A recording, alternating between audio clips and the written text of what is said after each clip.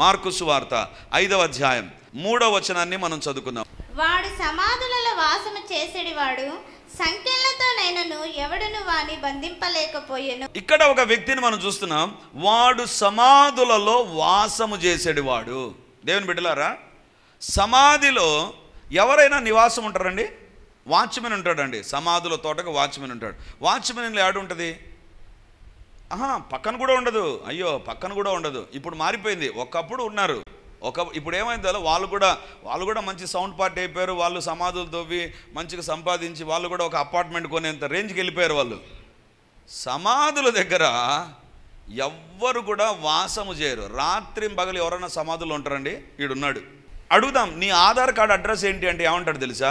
ఇదిగో ఈ సమాధే, ఈ సమాధుల తోటే, నేను ఇక్కడే ఉంటా, పడుకోవడం ఇక్కడే, తినడం ఇక్కడే, ఉండడం ఇక్కడే, నా జీవితం అంతా ఇక్కడే గడిచిపోతుంది. సమాధుల తోటలో వాసం చేసాడు వాడు. ఇప్పుడు యేసుప్రభు వాని దగ్గరికి వచ్చాడండి. వాడి పరిస్థితి ఏమైపోయింది? బైబిల్లో స్వస్థ చిత్తుడై యేసు ప్రభు పాదాల దగ్గర కూర్చున్నాడంట. అంటే సమాధుల్లో వాసం చేసే వ్యక్తి యొక్క సిచ్యువేషన్స్ను మార్చేసింది ఎవరు? సమాధుల్లో తిరిగేటువంటి వ్యక్తి దయ్యంలాగానే బిహేవ్ చేస్తున్నాడు. తన్ను తాను గాయపరుచుకుంటున్నాడు. కొంతమంది మీరు చూసారా, కోపం ఎక్కువైనప్పుడు వేరే వాళ్ళని కొట్టారు, వాళ్ళే కొట్టుకుంటారు. వాళ్ళు ఎవరు తెలుసా? ఇదిగో ఈ బ్యాచే దయ్యాలు పట్టిన వాళ్ళు. వాళ్ళ కోపం వస్తే కొంతమంది వేరే వాళ్ళని కొడతారు. వీని దయ్యం ఏంటి తెలుసా? వెరైటీ దయ్యం. వాళ్ళనే కొట్టుకుంటారు. అందుకే చూడండి, అందుకే సింపుల్గా ఏమంటారు తెలుసా? ఆత్మహత్య చేసుకున్నాడు. వాళ్ళు ఎవరు చంపరు, వాళ్ళనే చంపుకుంటారు. అలాంటి స్థలం ఏంటి తెలుసా? దయ్యం పడితే వీడు రాయి తీసుకుంటాడు. కుక్క ఏం చేస్తుందంటే వేరొకరిని కరుస్తుంది. వీడేం చేస్తాడో తెలుసా? రాయి తీసుకొని తన్ను తాను గాయపరుచుకుంటాడు. అలాంటి స్థితిలో ఉన్న వ్యక్తిని దేవుడు స్వస్థ చిత్తుడుగా చేశాడు. హల్లెలూయా, హల్లెలూయా. ఎవరు దేవుడు తెలుసా? ఈ దూత ఎందుకు అక్కడ కూర్చున్నాడు తెలుసా? It's no more a tomb. ఇది సమాధి కాదు. ఇది ఒక సమాధుల తోటలో ఉండేటువంటి ఒక స్థలం కాదు. యేసు ప్రభు శరీరం ఎప్పటికీ ఇక్కడ ఉండేటువంటి స్థలం కాదు. ఇది ఖచ్చితంగా దేవుడు సమాధిని జయించాడు. ఆయన ఇక్కడ లేడు. హల్లెలూయా. ఆయన ఇక్కడ ఉండాలి, లేడక్కడ. అంటే సమాధి యొక్క గుర్తింపును మార్చివేసినటువంటి ప్రభువు, సమాధి యొక్క స్థలము యొక్క విలువను గుర్తింపును మార్చేశాడు ప్రభువు. అందుకే దూత అక్కడ కూర్చున్నాడు అక్కడ ఆ సమాధి రాయిపైన కూర్చున్నాడు. ఏంటి తెలుసా? అరే, ఇది ఇంతవరకు సమాధి, యేసు ప్రభు లేచాడు కాబట్టి ఇక్కడ కూర్చుంటా. నేనే కాదు, చాలామంది వస్తారు. ఇశ్రాయేలు దేశానికి వెళ్ళిన ప్రతి ఒక్కరూ ఆ సమాధిలోకి వెళ్ళి వస్తారు. ఆ సమాధిలో కూర్చుంటారు. ఎందుకు తెలుసా? Now the identity of the tomb is totally changed. ఆ సమాధి యొక్క రూపురేఖలు మారిపోయాయి. సమాధికి ఇచ్చే విలువ, గుర్తింపు మారిపోయింది. ఎందుకు తెలుసా? దేవుడు ఒక స్థలంలోనికి వస్తే పరిస్థితులు మారిపోతాయి. హల్లెలూయా. ఈరోజు దేవుడు నీతో మాట్లాడుతున్నాడు. నీ జీవితంలో పరిస్థితులు మారడం లేదా? Invite this Jesus. ప్రభా, సమాధి స్థలం యొక్క విలువను, గుర్తింపును మార్చేసావే. మా అమ్మ సమాధి దగ్గరికి వెళ్ళి నేను మా కుటుంబం నిలబడి ఫోటో తీసుకుంటాం. మీరెవరైనా వచ్చి మా అమ్మ సమాధి దగ్గర నిలబడి ఫోటో తీసుకుంటారా? ఒకవేళ తీసుకున్నారనుకో ఏమంటారు తెలుసా? మెంటల్ క్యాండిడేట్ అంటారు. ఏం పని ఉంది? ఒకవేళ తాజ్ మహల్ అయితే చాలా పెద్దగా కట్టేశాడు, సమాధి కనపడదు. ఎందుకు? సమాధి భూమి లోపల ఉంటుంది, పైకి కనపడేది తాజ్ మహల్ యొక్క స్ట్రక్చర్ కనపడుతుంది. ఒకవేళ సమాధి బయటికి కనపడి అంటే మనం తీసుకునే వాళ్ళం కాదు. ప్రపంచంలో 7వ వింత కదా, 7 వింతలు అదొక వింత. కానీ ఇక్కడ సమాధి డైరెక్ట్గా కనపడుతుంది. కానీ ఇప్పుడు సమాధి దగ్గరికి వెళ్ళి, యేసు ప్రభు సమాధి దగ్గరికి వెళ్ళి ప్రపంచంలో ఉండే వాళ్ళందరూ వెళ్ళి ఫోటో తీసుకుంటారు. ఎందుకు తెలుసా? సమాధి స్థలం యొక్క గుర్తింపును మార్చేశాడు దేవుడు. ఈరోజు దేవుడు మాట్లాడే మాట ఏంటి తెలుసా? ఈ దేవుడు నీ గుర్తింపును మారుస్తాడు. ప్రజలు నిన్ను ఏ రకం గుర్తిస్తున్నారు? నిన్ను చూసిన వెంటనే ఒకవేళ అప్పులు అనేటువంటి గుర్తింపు వస్తుందేమో, నిన్ను చూసిన వెంటనే వ్యాధి అనేటువంటి గుర్తింపు వస్తుందేమో, నిన్ను చూస్తుండగానే శ్రమలు అనేటువంటి గుర్తింపు వస్తుందేమో. ఈ పునరుత్థానుడైన యేసయ్య వచ్చాడంటే నీ గుర్తింపును మార్చగలడు. హల్లెలూయా, హల్లెలూయా. దేవుని బిడ్డలారా, ఈరోజు దేవుడు మనతో మాట్లాడుతుంటున్నాడు. Who is this Jesus? ఎందుకు ఈ దేవుని దూత అక్కడ కూర్చున్నాడంటే, that angel want to give second announcement. ఏంటంటే, ఆయన లేచిన స్థలము ఇది సమాధిగా ఉండదిక, ఇది సందర్శన స్థలంగా మార్చబడుతుంది. అక్కడికి వచ్చి ప్రజలు ప్రార్థన చేస్తారు. ఒకానొక సందర్భంలో నేను గాడ్ ఛానల్ చూస్తూ ఉంటే, గాడ్ ఛానల్లో బెన్నీహిన్ అనేటువంటి దైవ సేవకుడు అది ఒక వేదికగా పెట్టి అక్కడి నుంచి సందేశం ప్రపంచానికి ఇచ్చాడండి. ప్రపంచానికి ఇచ్చాడు. అంటే బ్యాక్గ్రౌండ్ ఏముంది తెలుసా? యేసుప్రభు సమాధి ఉంది. బ్యాక్గ్రౌండ్లో ఏం కనపడుతుంది తెలుసా? సమాధి కనపడుతుంది. ఇప్పుడు ఒకవేళ సమాధులు ఇట్లా పెట్టామనుకో, సమాధుల దగ్గర మీటింగ్ పెట్టి రండి పోదామంటే వస్తారా మీరు? నువ్వు బో, మీ ఇంట్లో పో అంటారు. ఏం తెలుసా? సమాధి లేని మీటింగ్ పెడతాను, ఏమి ఎక్కడ స్థలం లేనట్టుగా. ఇది నాన్న సమాధి యొక్క బ్యాక్గ్రౌండ్ చేసుకొని అక్కడ మీటింగ్ పెట్టినప్పుడు నాకు అనిపించింది, ప్రభువా ఎంత శక్తి ప్రభువా నీదే. సమాధి యొక్క గుర్తింపును మార్చేసిన దేవుడు. హల్లెలూయా, హల్లెలూయా. అందుకే దేవుని దూత అక్కడ కూర్చున్నాడు. ఈ స్థలం యొక్క గుర్తింపు మారిపోయింది. మూడవదిగా బైబిల్లో చూస్తే మత్తయి సువార్త 27వ అధ్యాయము 62వ వచనం. మరునాడు అనగా సిద్ధపరచు దినమునకు మరుసటి దినమున ప్రధాన యాజకులను పరిసయ్యులను పిలాతునొద్దకు కూడి వచ్చి, అయ్యా, ఆ వంచకుడు సజీవుడై ఉండినప్పుడు 3 దినములైన తరువాత నేను లేచేదనని చెప్పినది మాకు జ్ఞాపకం ఉన్నది. కాబట్టి 3వ దినము వరకు సమాధిని భద్రము చేయని ఆజ్ఞాపించుము.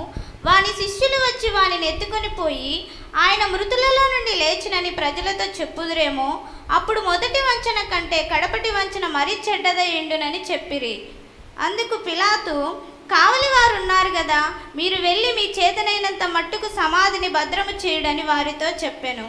వారు వెళ్ళి కావలి వారిని కూడా ఉంచుకొని రాతికి ముద్ర వేసి సమాధిని భద్రము చేసిరి. ఇక్కడ ఈ యొక్క సిద్ధపరచు దినము అంటే శుక్రవారాన్ని సిద్ధపరచు దినం అంటారు. శనివారం విశ్రాంతి దినం. ఆ తర్వాత ఆదివారాన్ని మనం పునరుత్థాన దినం అంటాం.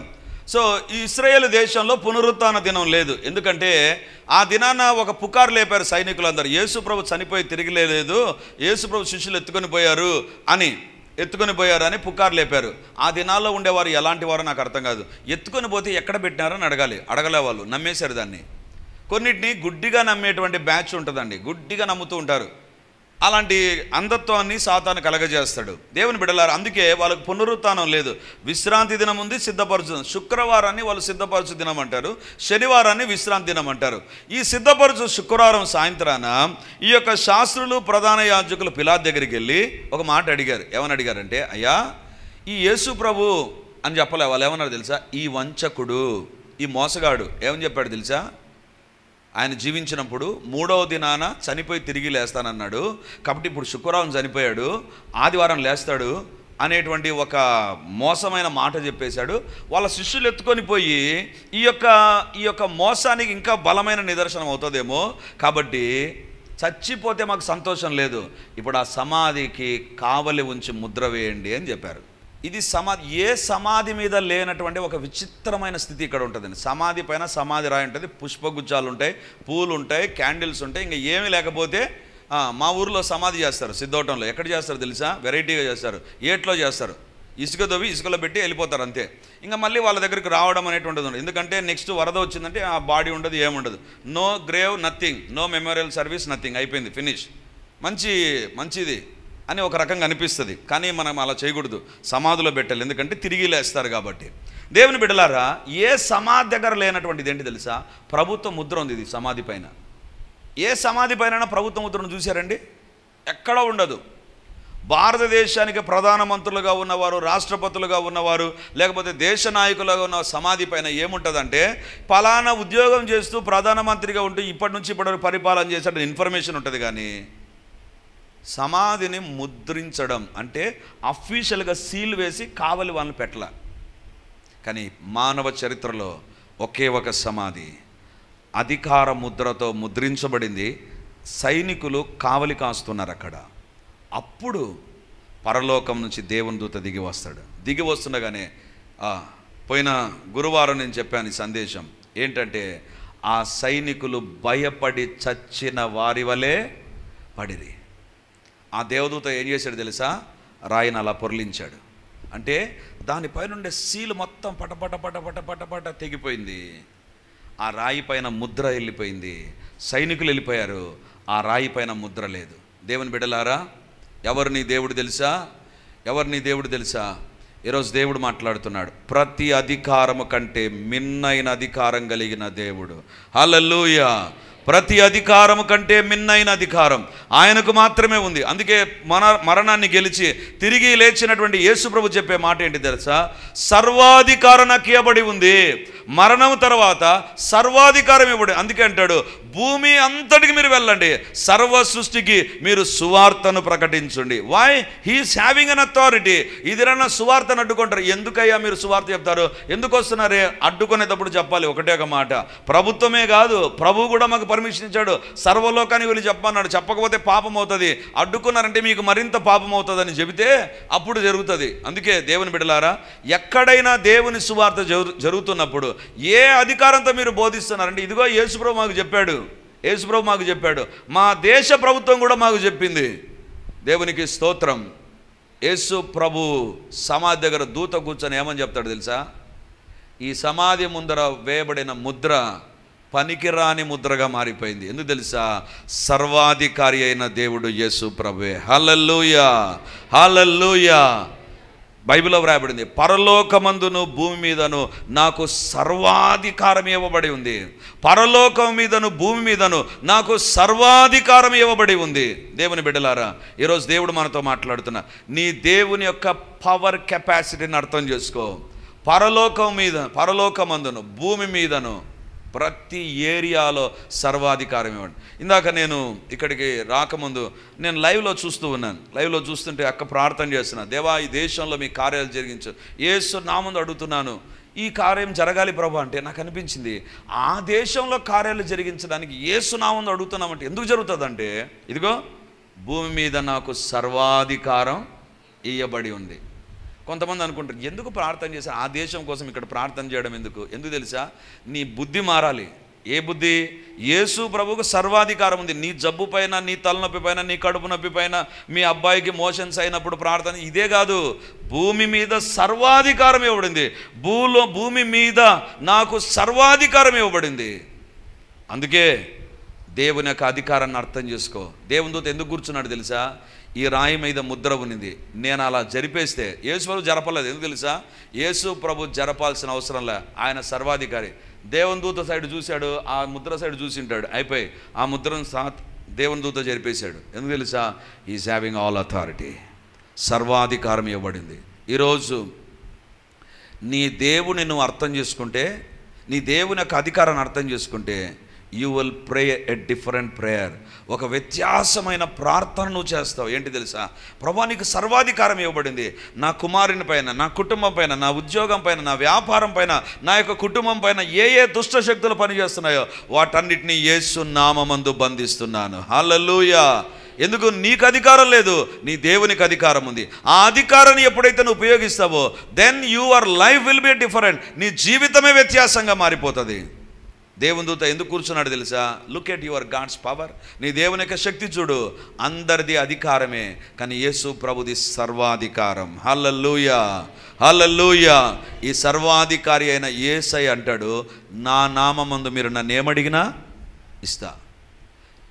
నీ ప్రార్థన చూడొద్దు, నీ యొక్క కెపాసిటీ చూడవద్దు, నువ్వు ఎంత పరిశుద్ధనివో చూడవద్దు. ఒకటి, నీ దేవుని యొక్క అధికారాన్ని చూడు. ఆయనది సర్వాధికారం. ఆయన దగ్గర నువ్వు ప్రార్థన చేస్తే నీ జీవితంలో నా ప్రభు గొప్ప కార్యాలు చేయగలడు. నెంబర్ 1, ఆయన మరణాన్ని తొలగించినటువంటి గొప్ప దేవుడు. అందుకే దూత అక్కడ కూర్చున్నాడు. రెండవదిగా, సమాధిని ఒక రాయిగా మార్చినటువంటిది దేవుని యొక్క శక్తి, అది రెండవది. మూడవదిగా, సమాధి పైన అధికారం ఉంది, అధికారాన్ని తొలగించాడు దేవుని దూత. ఇప్పుడు దేవుడు అంటున్నాడు, సర్వాధికారం నాకు ఇవ్వబడింది. చివరిదిగా బైబిల్లో మనం చూస్తే చూడండి, రాజులు 2వ గ్రంథం 13వ అధ్యాయం 20వ వచనం 21వ వచనం. తరువాత ఎలీషా మృతి పొందగా వారు అతనిని సమాధిలో ఉంచిరి.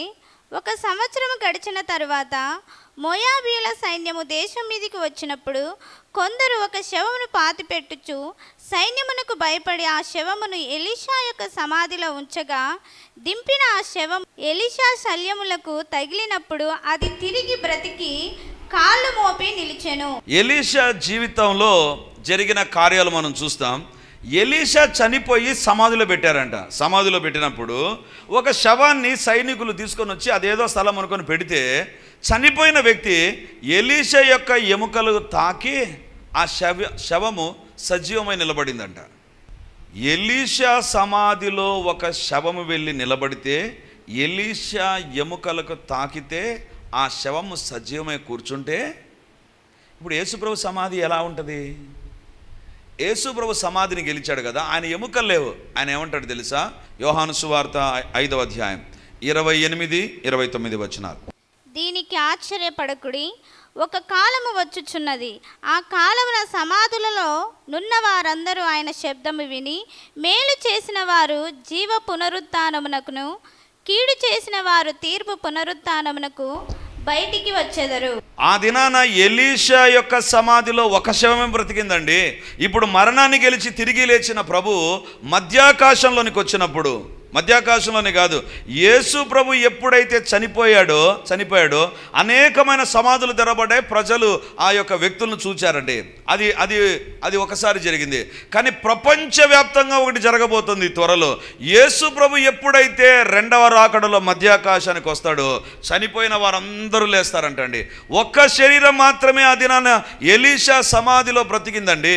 కానీ ఎప్పుడైతే యేసు ప్రభు రెండవ రాకడలో మధ్యాకాశానికి వస్తాడో, బైబిల్లో వ్రాయబడింది, ఒక కాలం వచ్చుచున్నది, ఆ కాలమున సమాధిలోనున్న వారందరూ, మొత్తం అందరూ, హైందవులు కాదు, ముస్లింలు కాదు, క్రిస్టియన్స్ కాదు, దేవుని నమ్మని వారు కాదు, దేవుడు లేడనేవారు కాదు, ఎవ్వరు సమాధిలో ఉన్నా అందరూ లేస్తారంట. అందరూ లేస్తారు.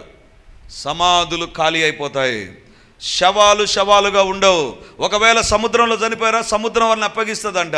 సముద్రంలో ఎవరైనా అంటే నాకు అనిపిస్తుంది, ఒసామా బిన్ లాడెన్ సముద్రంలో పడేశారు. ఆ సముద్రంలో పడేసిన తర్వాత చేపలు అన్నీ తినేసి ఉంటాయి. ఇప్పుడు ఒక్కొక్క చేప కడుపులోకి వెళ్ళిపోయింటుంది. ఆ చేప కూడా చచ్చిపోయి ఉంటుంది. ఆ చేపను ఇంకొకటి తిని ఉంటుంది, అది కూడా చచ్చిపోయి ఉంటుంది. కానీ యేసు ప్రభు మధ్యాకాశంలోకి వస్తుండగానే ఎక్కడెక్కడి నుంచో ఆ యొక్క చనిపోయిన శరీరానికి సంబంధించిన అవయవాలు మొత్తం ఒకసారి వచ్చేస్తాయి. And every joint will come together, every flesh will come, and let every body, their physical body will be rising up. వాళ్ళ శరీరాలన్నీ కూడా లేపబడతాయి. ఈరోజు దేవుడు మనతో మాట్లాడుతున్నాడు. ఎలీషా సమాధిలో ఒక్క శరీరమే లేచింది. దేవుని దూత ఎందుకు కూర్చున్నాడు తెలుసా? ఆయన ఇక్కడ లేడు, ఆయన లేచి ఉన్నాడు. వెళ్ళి చెప్పండి నేను శిష్యులకు. ఎందుకు లేచి ఉన్నాడు తెలుసా? ఆయన మధ్యాకాశంలోకి ఒకసారి రాబోతున్నాడు. ఆయన ఎప్పుడైతే వస్తాడో చనిపోయిన వారు భూమి మీద ఎక్కడెక్కడ ఉన్నా మొత్తం అందరు లేస్తారు. ఒక ఎముక ఒక వ్యక్తిని లేపిందండి. ఒక మనిషిలో ఉన్నటువంటి ఎముకలు ఒక వ్యక్తిని లేపాయి. కానీ యేసు ప్రభు జస్ట్ లైక్ దట్ మధ్యాకాశంలోనికి వస్తాడంతే. ఆ మధ్యాకాశంలోకి వస్తున్నగానే చనిపోయిన వారు ఎక్కడెక్కడ ఉన్నా, ఏ దేశంలో ఉన్నా, ఏ రాజ్యంలో ఉన్నా, ఏ ప్రజగా ఉన్నా, ఏ యొక్క ప్రాంతానికి సంబంధించిన వారైనా, ఇందాక నేను చెప్పాను కదా, మా ఊర్లో కొంతమందిని సమాధులు చేస్తారు. ఎక్కడ? ఇసుకలో సమాధి చేస్తారు. ఇసుకలో ఎక్కడ కొట్టుకొని పోయినా, ఏమైపోయినా కూడా God is going to bring them back. అందుకు దేవుని దూత ఆడ కూర్చున్నాడు, సమాధి రాయిపైన రిలాక్స్డ్గా కూర్చున్నాడు. ఏంటి తెలుసా? ఈ దేవుడు లేచి ఉన్నాడు. There is life after death. మరణము తర్వాత జీవముంది. మరణం తర్వాత ఒక వ్యక్తి జీవిస్తాడు, యుగాలు జీవిస్తాడు. బైబిల్లో వ్రాయబడింది, మేలు చేసిన వారు జీవ పునరుత్థానికి, కీడు చేసిన వారు తీర్పు పునరుత్థానికి లేపబడతారు. సజీవులముగా ఉన్నామా? దేవుని దగ్గరికి వెళ్ళిపోతాం. నీకు నాకు ఒక తీర్పు ఉంటుంది. భూలోకంలో పరిశుద్ధంగా ప్రభువుని అంగీకరించి భయభక్తులతో జీవించావా, జీవ పునరుత్థానానికి వెళ్ళిపోతావు. లేదా నీ పాపాలను ఒప్పుకొనకుండా చర్చికి వచ్చి కూడా బాప్తిజం తీసుకొని కూడా నీ పనికిమాలిన పనులన్నీ చేసుకుంటూ ఉంటే, ఏదో నేను బాప్తిజం పొందాను, ఎప్పుడో ఒకసారి బలలో చేయి వేస్తాను, నా ఇష్టానుసారంగా నేను ఉంటాను అనుకుంటే కీడు పునరుత్థానంలోనికి వెళ్తావు. ఇంకా మార్పు ఏముండదు అందులో. నీవు పరిశుద్ధంగా జీవిస్తే జీవ పునరుత్థానం. నీ ఇష్టం వచ్చినట్టుగా బాప్తిజం తీసుకున్నాక, ప్రభు దగ్గరకు వచ్చిన తర్వాత, వాక్యం విన్న తర్వాత, చర్చికి వచ్చి సందేశాలు విన్న తర్వాత నీ జీవితం మార్చబడకుండా ఉంటే కీడు పునరుత్థానం. వాళ్ళు లేపబడతారు, కానీ యుగాలు నరకంలోనికి వెళ్తారు. దేవుని బిడ్డలారా, బైబిల్లో వ్రాయబడింది, అక్కడ అగ్ని ఆరదు, పురుగు ఒకవేళ నరకానికి వెళ్ళిన పురుగు చచ్చిపోదంట. పురుగు బాధపడుతూనే ఉండాలంట. అంటే పురుగులు వెళ్తాయని కాదు దేవుడు చెప్పినటువంటి మాట. Understand the intensity of the hell. పరలోకము యొక్క మహిమ తెలుసు, నరకం యొక్క తీవ్రత కూడా తెలుసుకో. పురుగు పోతుంది. ఒకవేళ పురుగును అలా చంపేస్తే చచ్చిపోతుందండి. కొంచెం వేడి తగ్గితే పురుగు అలా ముడుచుకొని చచ్చిపోతుంది, అయిపోయి. కానీ నరకంలో అలా ఉండదు. పురుగు వెళ్ళిందంటే అది చచ్చిపోదు, అది బ్రతికే ఉంటుంది. కానీ జీవితాంతము యుగ యుగాలు ఆ శ్రమ గుండా వెళుతూనే ఉంటుంది. అందుకే బైబిల్లో రాయబడింది, అది కీడు పునరుత్థానం. కీడు పునరుత్థానం. ఈరోజు దేవుడు మాట్లాడుతున్నాడు, నీ జీవితంలో జీవ పునరుత్థానానికి వెళ్ళగలవా, లేకపోతే కీడు పునరుత్థానమా? నువ్వు చనిపోయిన తర్వాత నీవు ప్రభువుతో ఉండగలవా, నరకంలో ఉంటావో? నీకు తెలుసు. నేను ఏ రకంగా ఉన్నానో నాకు తెలుసు. నా జీవిత విధానం ఏ రకంగా ఉందో నాకు తెలుసు. నీ లైఫ్ స్టైల్ ఏ రకంగా ఉందో నీకు తెలుసు. ఏదో ఆదివారం దేవుని దగ్గర రావాలని వచ్చిపోయే జీవితం అయితే గుర్తుంచుకో, రాసి పెట్టుకో, నీకు కీడు పునరుత్థానమే ఉంటుంది. ఎందుకు తెలుసా? You are taking the things very lightly. చాలా సులువుగా తీసుకుంటున్నాం. ఏదో ఆదివారం రావాలి, వచ్చేద్దాం, వీలున్నప్పుడు వచ్చేద్దాం, ఆ తర్వాత వాక్యం విందాం, ఏదో కానుకలా పడేద్దాం, ఆ తర్వాత వెళ్ళిపోదాం, సోమవారం నుంచి నా ఇష్టానుసారంగా జీవిస్తా. దేవుడు ఏమన్నాడు? ఒకరోజు ఆయన వచ్చినప్పుడు నీవు జీవ పునరుత్థానం నిలబడతావో, కీడు పునరుత్థానం నిలబడతావో? దేవుని బిడ్డలారా, ఈరోజు నీ తీర్మానం ఏంటి? నువ్వు చనిపోయిన తర్వాత జీవ పునరుత్థానంలోకి ఉంటావా, కీడు పునరుత్థానానికి వెళ్తావా? Choice is yours. నీ దగ్గర అవకాశం ఉంది. నీ జీవితాన్ని మార్చుకోకుండా పోతే యుగ యుగాలు అగ్నిలో కాలుతూనే ఉంటావు. ఒకవేళ ఈరోజు వాక్యం చెప్పిన తర్వాత నా ఇష్టానుసారంగా నేను జీవించాను అనుకో, నేను కూడా లేస్తా, నేను కూడా ప్రభు దగ్గరికి వెళ్తా. కానీ వెళ్ళేది కీడు పునరుత్థానానికి వెళ్తా. ఈరోజు నీ జీవితం, నా జీవితం ఏ రకంగా ఉందో ఈ వాక్య వెలుగులో పరీక్షించుకున్నాం. అందుకు దేవునితో తాడు కూర్చున్నాడు. ఈ యేసు ప్రభు చనిపోయి తిరిగి లేచాడు. ఆయన చనిపోయిన వారిని అందరినీ లేపడానికి మధ్యాకాశంలోనికి రాబోతున్నాడు. దేవుని బిడ్డలారా, ఈ లోకంలో నువ్వు దేన్నైనా తప్పించుకోవచ్చు, కానీ నరకాన్ని తప్పించుకోవడం నీ చేత కాదు. ఏదో ఒక మసిపూసి మారడికాయ చేసి డబ్బునో పలుకుబడిని ఉపయోగించి somehow or other you can escape from the punishment. But once if you die, once if the Lord Jesus comes in his second coming, finish. ఇంకా తప్పించుకోవడం అనేటువంటిది ఉండదు. Only to face the heaven or hell. పరలోకమా, నరకాన్ని చూడాలి. ఈరోజు ప్రభు మనతో మాట్లాడుతున్నాడు. అందుకు దేవుని దూత ఆ రాయి మీద కూర్చున్నాడు. మొదటి అనౌన్స్మెంట్ ఏంటి తెలుసా? ఆ దూత చెప్పినటువంటిది, పాపము నుంచి విడిపించడానికి నాకు అధికారం ఉంది. ఎందుకు తెలుసా? పాపపు ముళ్ళును విరిచాడు. రెండవదిగా, సమాధి యొక్క స్థలాన్ని, అది సమాధిగా లేదు, ఇప్పుడు సమాధి స్థలాన్ని మార్చినటువంటి దేవుడు. అంటే స్థితిగతులను మారుస్తాడు. మూడవదిగా, ఒక వ్యక్తి జీవితంలో ఏ అధికారం అన్నా అధికారాన్ని కాలదన్నే సర్వాధికారం ఆయనకుంది. నాలుగవదిగా, నీ జీవితంలో మరణం నుంచి జీవములోనికి తీసుకొని వెళ్ళడానికి ఆయనకు మాత్రమే అధికారం ఉంది. ఈరోజు ప్రభు నీతో మాట్లాడుతుండగా నీ జీవితాన్ని సరిచేసుకొని ప్రభు చేతుల్లో పెడతావా? ప్రభు సన్నిధానంలో మనం ప్రార్థన చేద్దాం. నా జీవితం ఎలా ఉందో దాన్ని బట్టే రాబోయే లోకాలు మనకుంటాయి. నీ జీవితం ఏ రకంగా ఉందో నీకు తెలుసు. పాపం చేసి దేవుని సిలువకు అప్పగిస్తున్నావా? నీ ఫ్రెండ్ సర్కిల్ను బట్టి, నీ సంపాదనను బట్టి, సంథింగ్ నిన్ను ఏదో లోకం వైపు దేవుని నుంచి లాగేస్తుందేమో నీకు తెలుసు. ప్రభువా, నన్ను క్షమించు. నీ జీవితంలో నరకానికి వెళ్ళకూడదని ఈరోజు ఈ వాక్యాన్ని వినడానికి ప్రభు నీకు సహాయం చేశాడు. నువ్వు జీవ పునరుత్థానంలో ఉండాలి, ప్రభువుతో యుగ యుగాలు ఉండాలి, నరకంలో ఉండకూడదు. అది దేవుడు ఇచ్చినటువంటి సందేశం. ఈరోజు నీ జీవితాన్ని దేవునికి సమర్పిస్తావా? దేవా, ఇంతవరకు నేను పాపంలో జీవించాను, నిర్లక్ష్యం, నా జీవితాన్ని నీకు ఇవ్వకుండా గడిపేశాను ప్రభా. సంవత్సరాలు దొర్లిపోతున్నాయి, వయసు మీద పడుతుంది. నా జీవితాల్లో నాకంటూ ఒక ధైర్యంగా చెప్పలేకపోతున్నాను దేవుని దగ్గర ఉంటాను అనేటువంటిది. ఈరోజు నా జీవితంలో నీకు వస్తావా ప్రభా?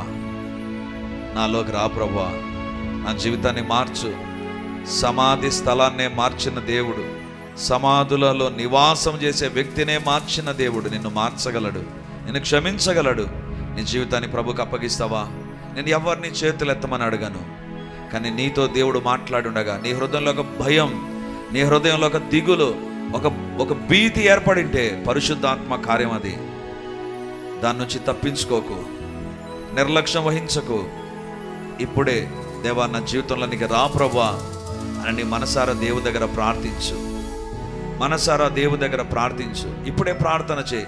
నేను మాట్లాడుతున్నా కానీ యేసు ప్రభువా నా పాపాన్ని క్షమించి నా జీవితంలోనికి రా ప్రభువా, నా జీవితంలోనికి రా ప్రభువా, నన్ను దర్శించు ప్రభువా. నీ బలమైన ఆత్మకార్యాలు జరగాలి ప్రభువా. దేవా నన్ను మార్చు, నాలో ఉన్న పాప అలవాట్లు తొలగించు. నేను నిర్లక్ష్యంతో జీవిస్తున్నాను, ఏముందిలే అనే రకంగా నేను నా కాలాన్ని వెళ్ళబుచ్చుతున్నాను ప్రభువా. నా జీవితాన్ని మార్చయ్యా, మార్చు ప్రభువా.